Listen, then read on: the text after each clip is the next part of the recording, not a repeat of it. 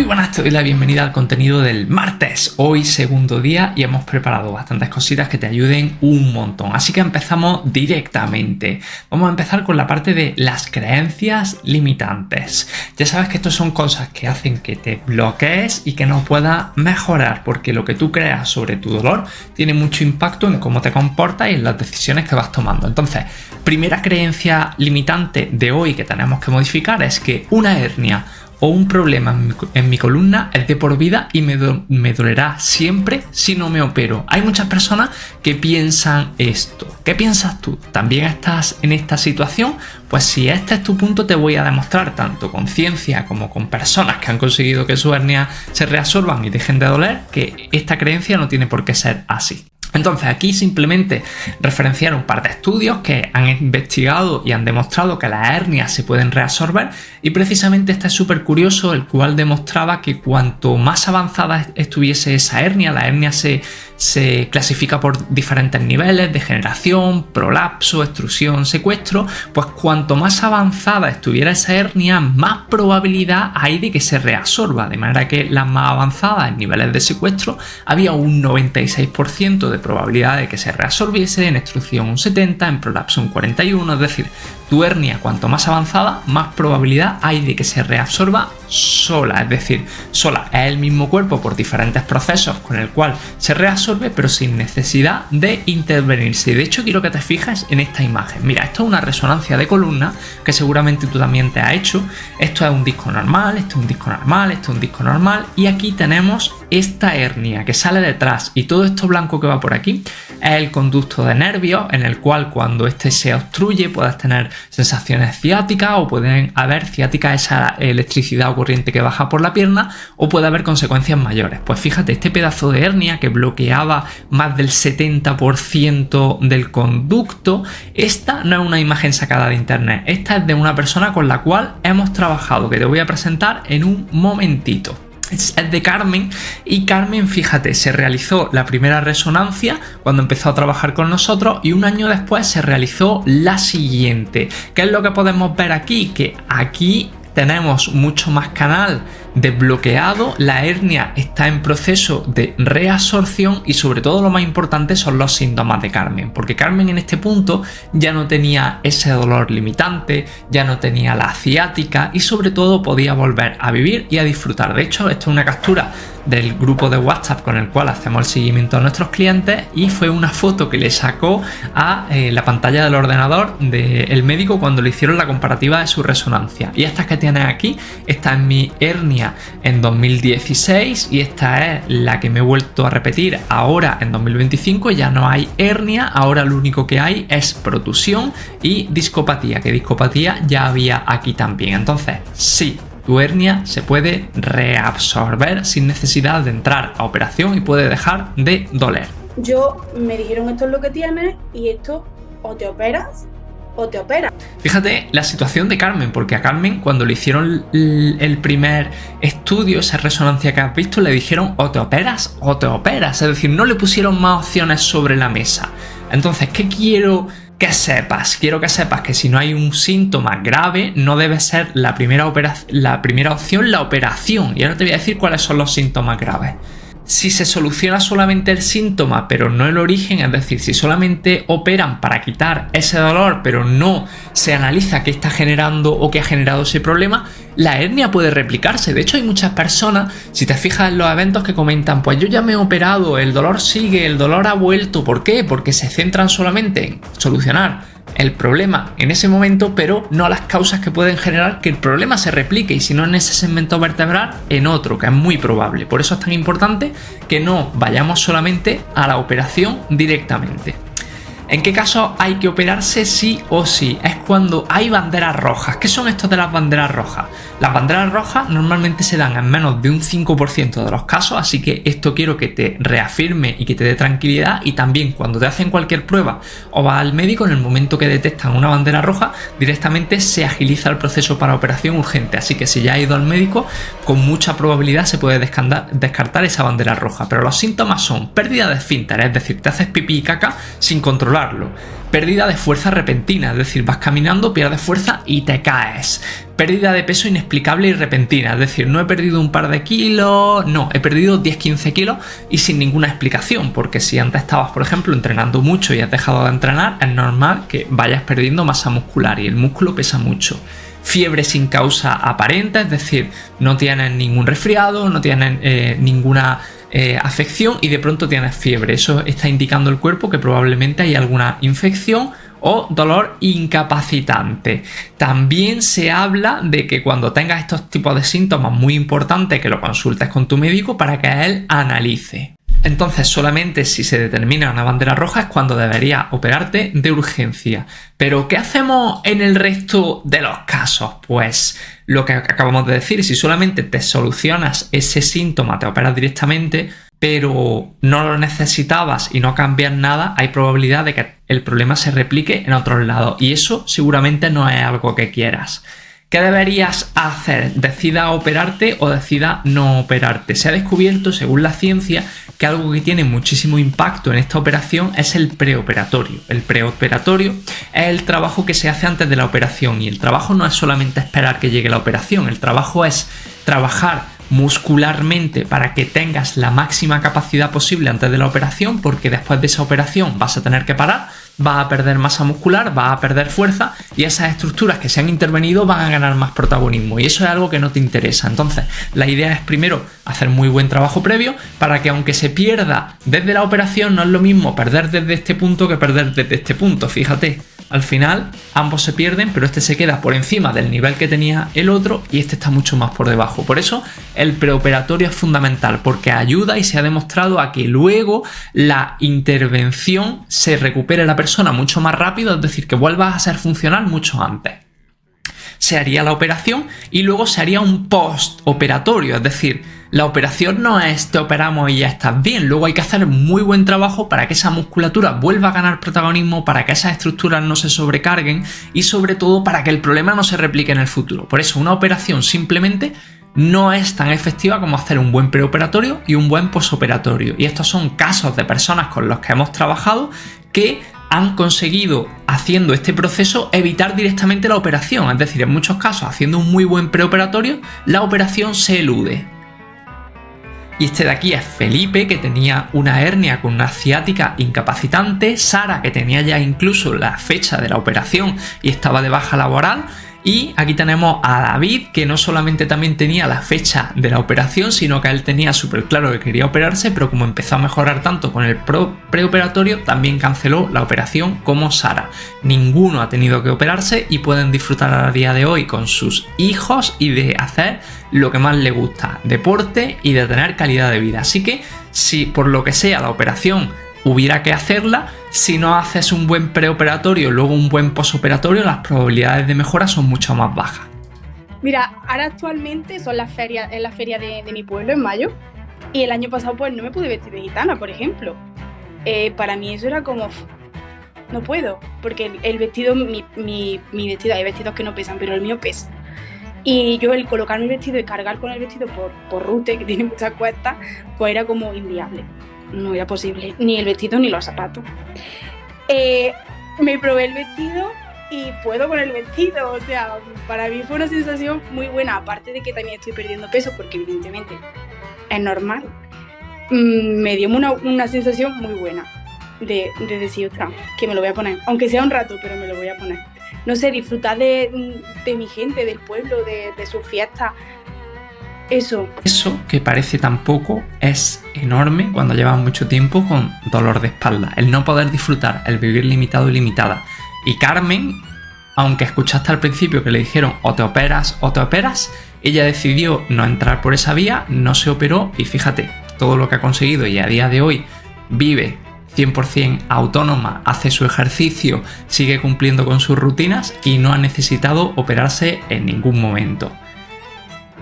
Así que operarte cuando no es la única opción o no es imperativo no sería lo que deberías hacer, porque aquí esto es la creencia que debes tener. Operarse, a no ser que sea urgente y se hayan agotado todas las vías, no debe ser la primera opción.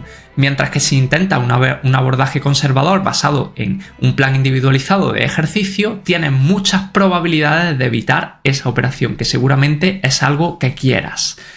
Y ahora vamos con una segunda creencia limitante que tienes que eliminar. Es, si ya me he operado o infiltrado y no me ha funcionado, el dolor va a estar siempre conmigo. Y esto ocurre. Hay muchas personas que se infiltran o se operan y el dolor se mantiene. Precisamente es porque no se están abordando las causas que generan ese dolor, simplemente intentan quitar el dolor y eso se ha visto que no funciona, porque si no quitas la causa, el dolor va a manifestarse de una forma u otra. Y te voy a poner el caso de una persona que se operó, estuvo años después de operarse con un dolor distinto, pero seguía con dolor y no le daban soluciones. Escucha a Nieves. Y entonces ya empecé a consultar pues, con otros médicos, pero claro, al final siempre acabas yendo a lo mismo, a neurocirujanos, porque además la gente te recomienda, pues hay un neurocirujano muy bueno que opera de columna no sé dónde, en la clínica tal, o fulanito se operó con tal. Y entonces empiezas a ver neurocirujanos y claro, ellos siempre te dan esa respuesta. Es decir, si estás muy mal, si quieres te opero, porque, a ver, ellos son cirujanos, entonces, ¿qué te van a decir? Pues ellos te ofrecen lo que ellos pueden hacer por ti, o sea, te pueden ayudar de esa manera, pues te dicen, mira, yo si estás muy mal te puedo operar. Total, que al final, bueno, pues me operé, error, error, no me tenía que haber operado. ¿Por qué dice que error? Luego lo vas a entender. Aunque el error en realidad no fue solamente operarse, luego lo comprendió. Ahora te voy a explicar cuál ha sido el error. Ella se encuentra en esta situación. Va a varios médicos, le recomiendan todos que se opere. Al final, como sigue con el problema, ella termina operándose. Y la única solución después de operarse que le daban, una vez le habían arreglado el problema, pero seguía con el dolor, era medicación, porque ellos ya habían hecho su trabajo. Y te voy a explicar cuál fue el problema. El problema no fue solamente la operación en un caso que probablemente se podría haber evitado, porque no era urgente y no era de bandera roja. El problema fue que no se hizo un buen preoperatorio, con lo cual siguió sus estructuras pasivas llevándose ese protagonismo y ese trabajo excesivo, y como lo único que le decían era que esperase y que reposara, pues su musculatura nunca ganó la capacidad inicialmente. Y luego encima la operan y no le hacen un buen postoperatorio. Lo único que le dicen es que espere, que se quede quieta, que no haga nada. Entonces solamente tenemos la operación, pero sin el preoperatorio y sin el postoperatorio. Su preoperatorio fueron tratamientos pasivos que no funcionaron, es decir, probar con 1000 tratamientos, pastillas, formas de alivio como el calor, y eso no funcionaba. Y luego su postoperatorio no es que no fuese enfocado al ejercicio, es que iba todo lo contrario. No hagas nada ni levantar una barra de pan. Ahora la vas a escuchar, que es precisamente una de las cosas que le dijeron. Básicamente que se quedase parada y quieta al 100%. Y esto genera un cóctel, una bomba que puede explotar en cualquier momento. Y en su caso, efectivamente, explotó. Una de las veces, después de decirle a mi médico de cabecera, oye, ¿qué sé? Es que vamos a volver a mirar, a que me miren, porque es que yo llevo así, pues igual llevaba 2 años, o yo qué sé, desde la operación y tal. Entonces, un traumatólogo, un señor un poco mayor y tal, y me dijo que no podía coger nada de peso, ni siquiera el pan, por sus palabras. No puedes estar de pie, por ejemplo, haciendo una cola, o sea, de pie parada. No puedes, yo qué sé, me dijo unas cosas que, bueno. Fíjate, básicamente le decían que se quede metida en la cama. Si no puedo hacer ni una cola, entonces ¿qué hago? Cuando tenga que ir al banco a sacar dinero, cuando tenga que ir al supermercado a comprar, ¿qué hago? ¿Qué quieres que haga? ¿Que me quede tumbada en el sofá sin moverme? Básicamente eso es lo que decían. Me quito el problema de encima porque ya hemos hecho el trabajo. Y la desesperación que tenía Nieve en ese momento, imagínate, era inmensa. Y seguir con las pautas de medicación y reposo que venía haciendo, el resultado que le daba era que iba a peor, a peor, a peor, y encima frustrada porque no mejoraba. ¿Cuál fue la solución que ella encontró? Pues lo que nosotros aplicamos en una fase inicial con una persona que llega con mucho dolor, la neuroreprogramación. Ejercicios como los que desbloqueaste ayer, lunes, ejercicios de movilidad muy simples, ejercicios respiratorios. Eso es lo que van haciendo que nuestro sistema nervioso va bajando su nivel de alerta y poco a poco el dolor va disminuyendo. Esa no es la solución absoluta, pero ese es el primer paso. Lo mismo que empezaste a aplicar tú ayer. Pues a día de hoy me encuentro, vamos, es que no me lo creo. O sea, me encuentro mucho mejor, mucho mejor. Ya sí, ya viajo, ya no me da miedo decir, A mí alguien me propone, oye, nos vamos a ir, yo qué sé, un fin de semana no sé dónde, y yo antes decía no. O sea, de entrada yo decía no, porque es que yo no puedo. Y yo ahora digo sí. Bueno, la primera vez que contacté contigo, no sé si te acuerdas que yo te comenté, mira, mi hija se acaba de ir a París de Erasmus y yo no me he atrevido a ir con ella a ayudarle a instalarse, porque sé que no voy a poder. Entonces ella se fue en septiembre y yo me quedé aquí en Madrid. Y yo te dije que uno de mis objetivos era poder decir, pues me voy a ver a mi hija a París tranquilamente. Y luego en noviembre ya lo cumplí, porque yo en noviembre fui a París 4 días, además hacía frío de narices en París en noviembre. Y yo pues estuve por allí, hice el turista, aguanté en el aeropuerto, o sea, bastante bien.